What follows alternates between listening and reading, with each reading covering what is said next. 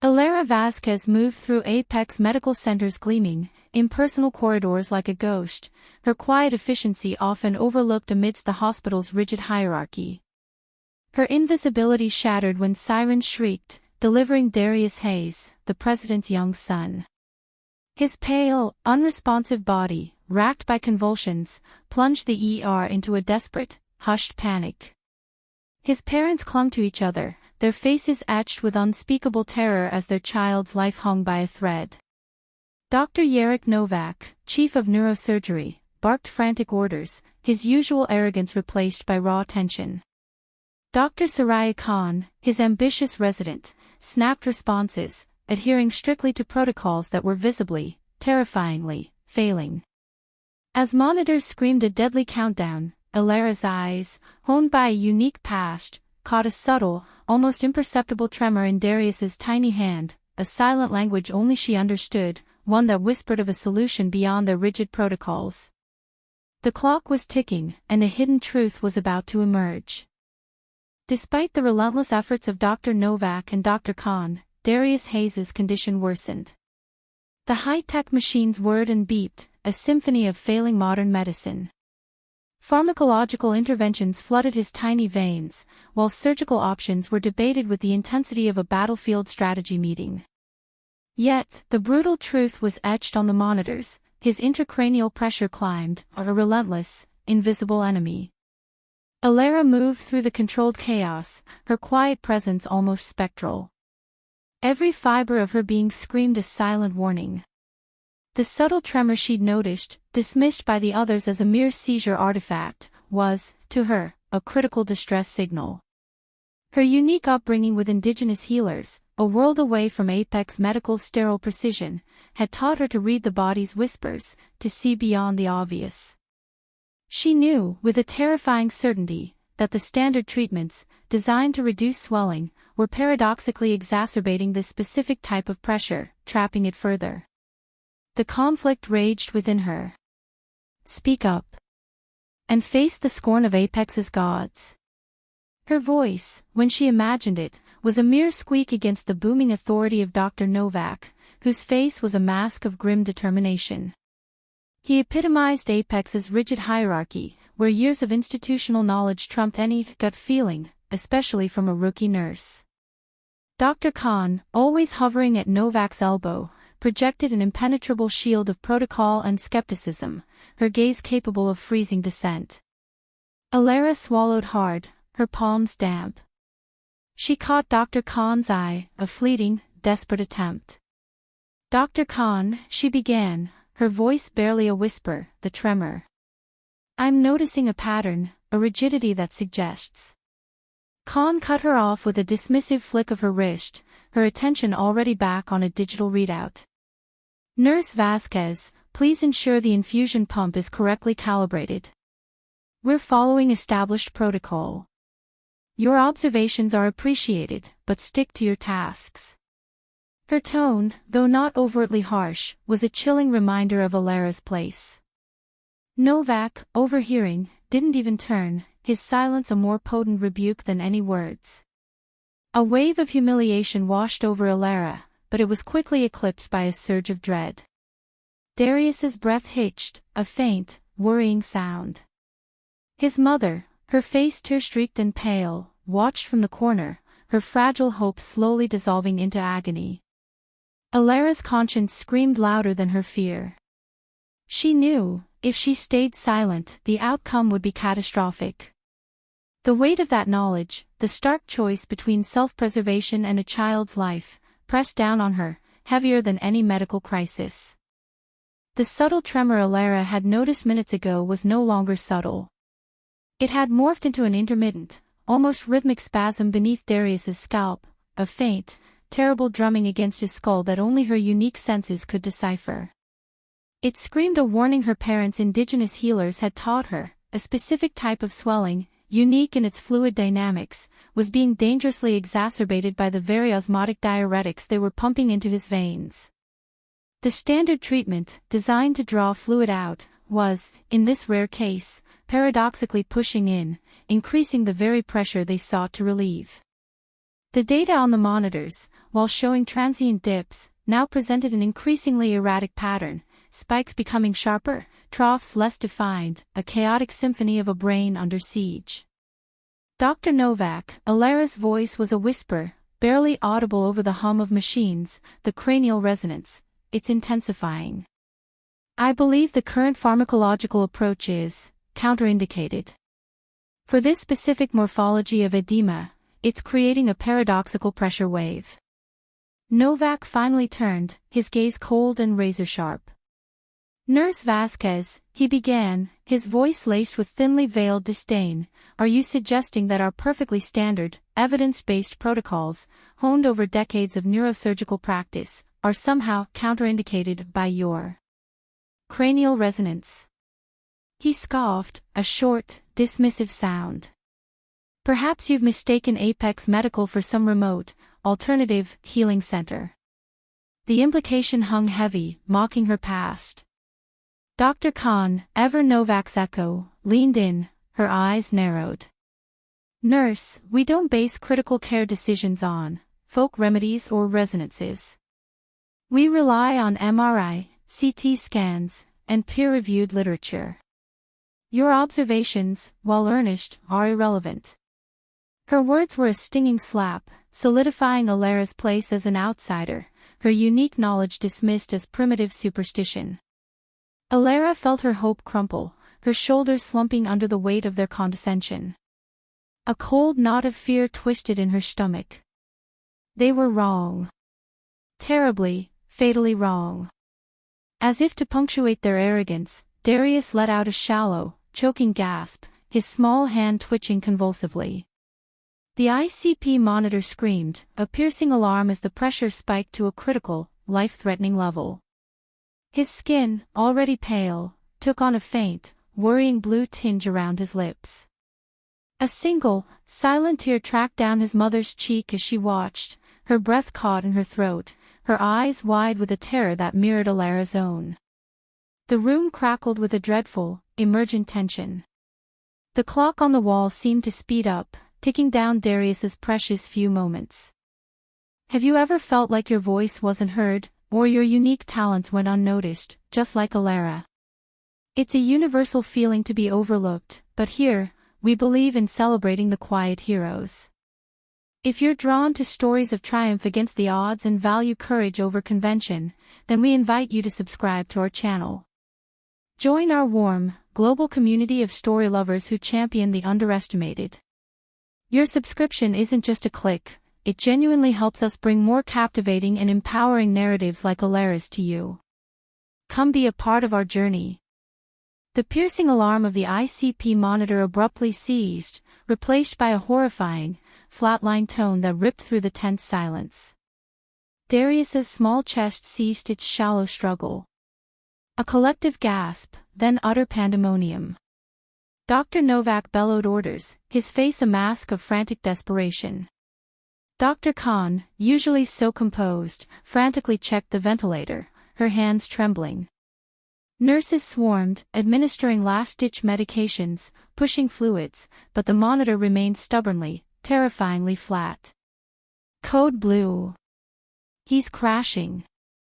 We're losing him, someone shrieked, the words hanging heavy and final in the sterile air. Darius's mother, who had been a statue of silent anguish, suddenly broke. Her voice, raw and tearing, cut through the medical chaos like a shattered pane of glass. No. Please. My son. He's all I have. She clawed at her husband's arm, her eyes wild with despair, sweeping across the frantic faces. Please. Just try anything. Anything at all. Her plea, born of pure, unadulterated parental terror, resonated with an ancient, primal power. Elara, until this moment a ghost in the periphery, felt an electric surge. Her blood ran cold with a fear so profound it threatened to paralyze her, a fear of failure, of mockery, of ruin. But stronger, infinitely stronger, was the surge of desperate empathy for the woman, for the small, dying boy. The image of his pale, blue-tinged lips, the silent tear on his mother's face. It ignited a quiet, fierce resolve deep within her. The shame of being dismissed, the ridicule she'd just faced, all of it evaporated in the face of death. This wasn't about protocol or reputation, it was about a life. Her breath hitched, then steadied. Her hands, which had been clenched into fists at her sides, slowly uncurled. She took a step, then another, moving with a silent, determined grace towards the bed, cutting through the panicked flurry of activity. "Nurse Vazquez. What do you think you're doing? Get back." Dr. Khan barked, her eyes wide with indignation at Elara's unsolicited approach. Dr. Novak glared, about to issue a similar command, but the words died in his throat. Darius's mother saw Elara. Her tear-filled eyes, dulled by shock, suddenly sparked with a flicker of something desperate, something akin to recognition. She said, she knew something.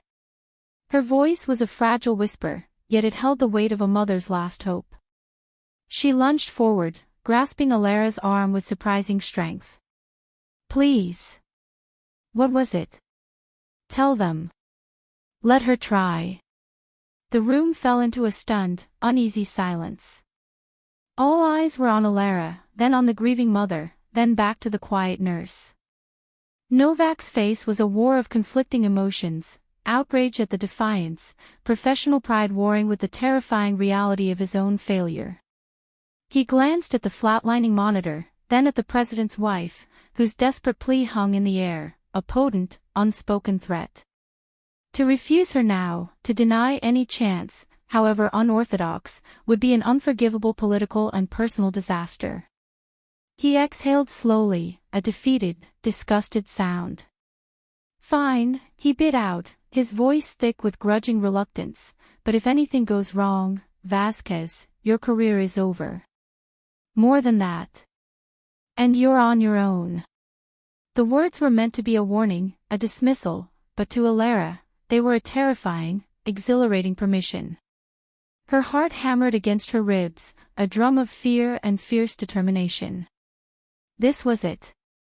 The tiny, terrifying window. The ultimate risk. She nodded, her gaze steady, her resolve ironclad. She was no longer the timid rookie. In that moment, facing down death and judgment, Elara Vazquez became a force. A sudden, profound stillness descended upon the trauma bay, an unnatural hush replacing the frantic energy of moments before. Elara walked towards Darius, her gaze fixed, her movements imbued with a newfound grace. She took a deep, steadying breath, her hands, usually so unassuming, now seemed to carry an ancient wisdom. They hovered for a moment over Darius's head, then settled with feather-light precision, one palm cupping the occipital bone, the fingertips of the other tracing a delicate line across his forehead. Dr. Novak stood rigid, arms crossed, a muscle twitching in his jaw. His expression was a volatile mixture of professional outrage and a simmering, desperate curiosity. Dr. Khan, meanwhile, rolled her eyes, her lips pursed in a silent sneer of disbelief, ready to dissect the futility of this primitive display. But Darius's mother, clutching her husband's hand, watched Elara with an almost desperate reverence, her eyes wide, glistening with a fragile, burning hope. Elara's eyes were closed now, her concentration absolute. Her manipulation was so subtle, so profoundly gentle, it was barely perceptible. It wasn't a massage, not a forceful adjustment. It was a dance of minute pressures, infinitesimal shifts, a whisper of connection that seemed to defy the very laws of modern medicine. She wasn't doing anything, Dr. Khan thought, scoffing internally. She was just touching him. The silence stretched, thick and heavy, punctuated only by the rhythmic, agonizing flatline of Darius's heart monitor and the faint hum of life support machines. Every eye was on Elara, then flicking to the monitors, then back to Elara. Each second felt like an hour, each breath held in collective dread.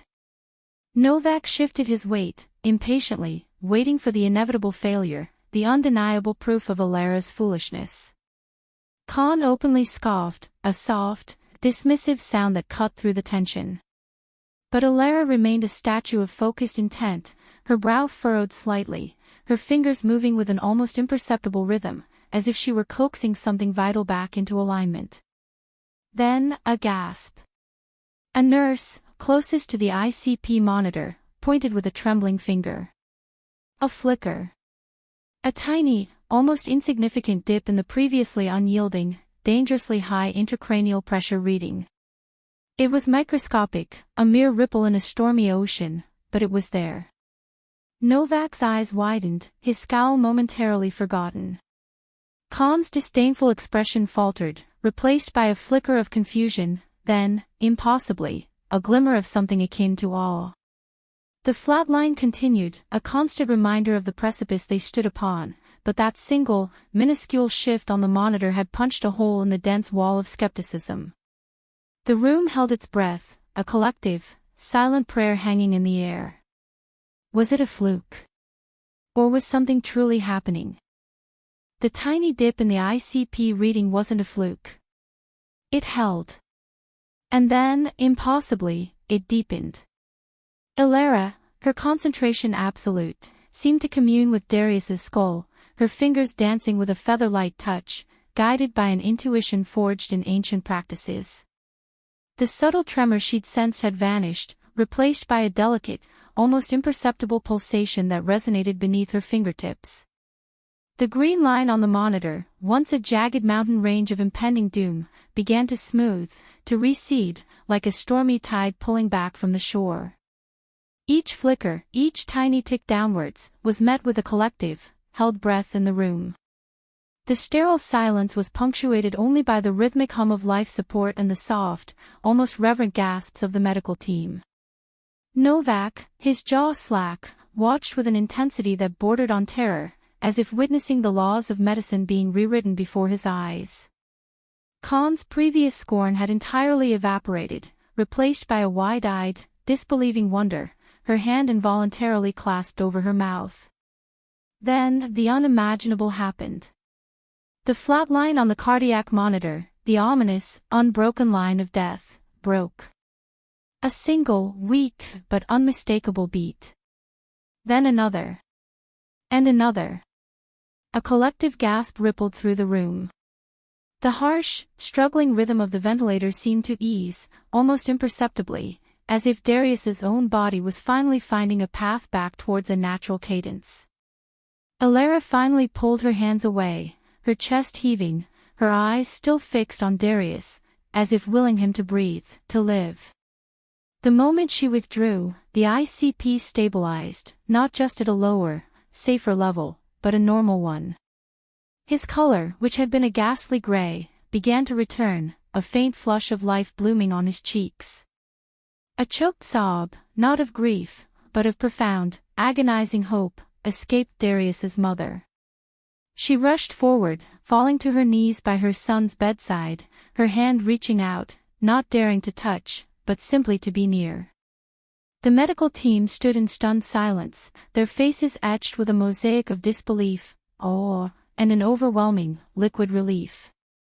Novak, usually so composed, ran a shaky hand through his hair.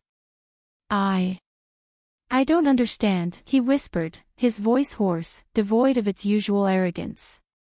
He looked at Elara, a new light in his eyes, a silent, staggering admission that everything he thought he knew had just been turned on its head. Khan, tears now openly streaming down her face, could only shake her head, a silent testament to the miracle she had witnessed. The air in the room, moments ago thick with despair and the stench of impending loss, now vibrated with an incredible, palpable triumph. Elara, the quiet, overlooked rookie, stood bathed in the quiet reverence of a team that had just seen life snatched back from the brink. The invisible nurse had not just saved a life, she had, in that desperate moment, illuminated a path beyond conventional wisdom, proving that some knowledge, some healing, transcended all protocols. The world, and their understanding of it, had just fundamentally shifted. The monitors continued their rhythmic dance of life, a stark contrast to the deathly silence that had gripped the room moments before. Darius's breathing was steady, his complexion regaining a healthy flush, the subtle tremor that Elara had detected gone. The team, still reeling, could only stare, first at the miraculous readouts, then at Elara. The quiet awe in the room was a tangible force, thicker than any protocol, more profound than any established medical truth. Novak, usually so imperious, approached Elara, his shoulders slumped, his usual swagger replaced by a deference that seemed to physically shrink him. "Nurse Vazquez," he began, his voice barely a whisper, "what you did. I've never seen anything like it. We were following every protocol, every guideline, and we were losing him." His gaze met hers, not with condescension, but with a raw, undeniable respect. It was an admission of his own limitations, a profound validation of her extraordinary gift. Khan, still wiping tears, simply nodded, a silent apology in her eyes, her previous skepticism incinerated by the undeniable truth of a life saved. Elara, however, didn't bask in the glow of their sudden admiration. Her focus remained on Darius, her hand still resting lightly on his head, feeling the subtle return of warmth and stability beneath her fingertips. She was simply relieved, a deep, bone-weary gratitude that her instincts had been right, that the ancient knowledge passed down to her had found its moment. She remembered her parents, their faces etched with the wisdom of healers who saw beyond the obvious, who listened to the body's whispers. This wasn't just a technique to her, it was a legacy, a deep-seated understanding cultivated not in textbooks, but in the quiet, desperate pleas of humanity. "This is who I am," she thought, "this is what I was meant to do." Her usual timidity was replaced by a quiet strength, an inner knowing that solidified her place, for a fleeting moment, as a true healer. But the fragile bubble of triumph was violently burst. The doors to the trauma bay burst open, and Mr. Thierry Moreau, the hospital administrator, strode in, his face a mask of cold fury. He didn't spare a glance at the now stable patient or the relieved medical team. His eyes, like chips of ice, locked onto Elara. "Nurse Vazquez." His voice, sharp and cutting, sliced through the reverent silence. "What exactly do you think you were doing?" Novak stepped forward, attempting to intervene. "Mr. Moreau, she saved him." Darius Hayes was flatlining, and Elara. Moreau cut him off with a dismissive wave. "I don't care what she saved, doctor. She performed an unauthorized, unapproved, and frankly, inexplicable procedure on a high-profile patient. Do you have any idea of the liability? The damage to Apex's reputation as a bastion of scientific medicine?" He stalked closer to Elara, his every word a hammer blow. "You have compromised this hospital, endangered our standing, and acted with reckless disregard for established medical practice." Elara's quiet strength began to waver, her moment of profound validation stolen, replaced by a wave of cold dread. She opened her mouth to speak, to explain, but Moreau wasn't listening. "As of this moment, Nurse Vazquez," he declared, his voice devoid of a single shred of humanity, "your employment at Apex Medical Center is terminated. Effective immediately. Gather your belongings. Security will escort you out." The words hung in the air, a cruel, brutal injustice. The team watched in stunned silence, their awe curdling into helplessness. Elara, the invisible nurse who had, against all odds, saved a life, was now being cast out, her courage and unique expertise punished, not celebrated. Heartbreak, sharp and sudden, replaced the quiet triumph, leaving her utterly devastated. The sterile white walls of Apex were replaced by the muted comfort of her small apartment, but the cold injustice clung to Elara like a shroud. She replayed Moreau's chilling words, the dismissal a brutal echo of her quiet, self-sacrificing act. The heroism she'd felt in Darius's room was replaced by a profound sense of loss, not just of her job, but of her belief in a system that claimed to prioritize life above all else. For 2 agonizing days, she wrestled with the crushing weight of unfairness, her future a blank, daunting canvas. Then, a firm, insistent knock shattered the quiet. Two figures in dark suits stood on her doorstep, their faces unreadable, but their presence undeniably official. "Elara Vazquez?" one asked, his voice calm, yet resonating with authority. "We're from the FBI. The president sends his regards." Elara's heart pounded, a mix of fear and a fragile, nascent hope. They explained everything. Darius Hayes was not just stable, he was making a remarkable, full recovery, a living testament to Elara's courage. The president, grateful beyond measure and thoroughly informed of Apex's attempt to bury the truth, had personally intervened. Moreau, while not immediately stripped of his title, faced public scrutiny and internal investigations that irrevocably tarnished his reputation. Apex, under immense pressure, released a carefully worded statement acknowledging the unforeseen efficacy of an unconventional procedure, a hollow victory for him, a quiet vindication for Elara. Dr. Novak and Dr. Khan, though not directly disciplined, found their rigid certainty challenged. The medical community began to whisper, to question, forcing them to confront the limitations of their own established doctrines. For the first time, they understood that sometimes, the greatest wisdom lies beyond the textbook. The FBI agent then extended an offer.